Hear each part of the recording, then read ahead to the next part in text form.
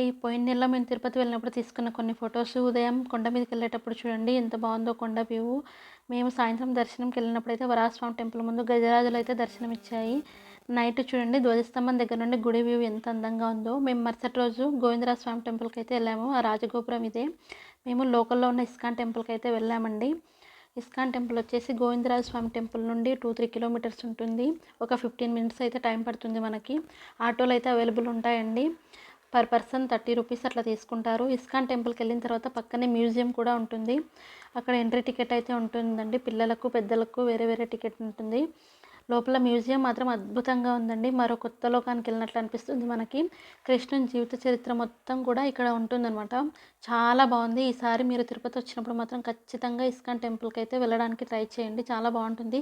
5, 6 సార్లు వచ్చినా ఇప్పటికి నేను ఇస్కాన్ టెంపుల్ ఎక్కడుందో తెలియక వెళ్ళలేదన్నమాట. ఈసారి వెళ్ళాలని చెప్పేసి వెళ్ళాము. నిజంగా పిల్లలకి చూపించాల్సిన టెంపుల్ అండి ఇది. నా వీడియో నచ్చితే లైక్ చేయండి, షేర్ చేయండి. అలాగే నా ఛానల్ని సబ్స్క్రైబ్ చేసుకోండి. ఉంటానండి మరి.